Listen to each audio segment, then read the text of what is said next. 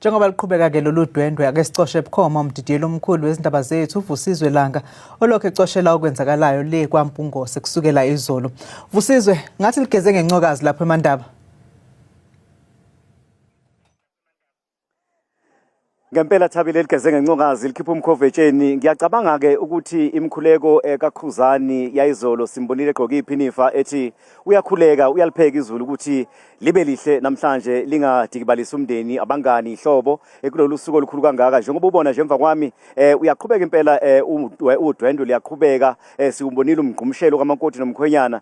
Kodwa ke sithema ngabe usaqhubeka kanjalo sahlangana nezinsizwa amabutho siwabonile aholwa ubaba uMhlongo nobaba uNyandeni amabutho kaZulu ingubo kaZulu sase sidibana ke nensizwa lapha uThokozani Langa ongumunye wabaculi bakaMaskandi kanye noXolani Mcineka abaphakamise kakhulu kweseka uKhuzani nanokuthi bancome kakhulu bamtholile isigqoko ngesinquma sithathile sokuthi aganwe besho nokusho ukuthi manje sekuyisikhathi sokuthi ke kuvuke imizi yobaba ngokuthi insizwa iganwe asiza ukuthi bathini na inkulumo yabe sicoshile.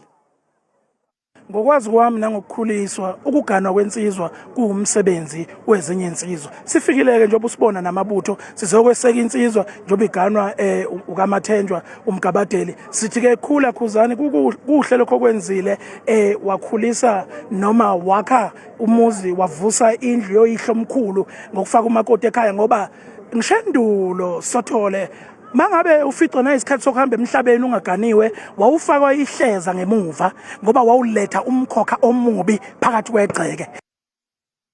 Siyajabulisa zimazakha amakhaya obaba ngoba ngicathi into esiyipromotayo eyinsizweni masiphelele ukuthi imiza yakhiwe iyona into edala ukuthi sishiye nayo yonke into ngoba simele obaba ngoba imiza yakhiwayo akuyona yethu obaba. Ngakho ke insizwa mayithi yakumuzi umuzi kayise fanele sishiye yonke into egameni lokuthi umuzi kababa wethu nathi lo wakhiwa namhlanje.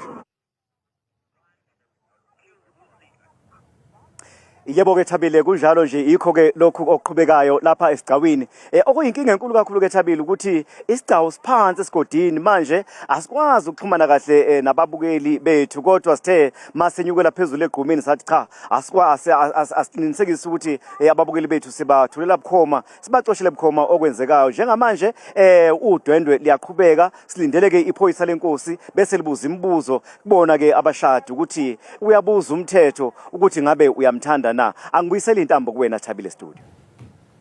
Ubuhle besintu. Sibonge kakhulu ke lapho ulobo kungumdidiyeli omkhulu wezindaba zethu uVusizwe Langa obesibikela bukhoma eseMandaba eNkandla.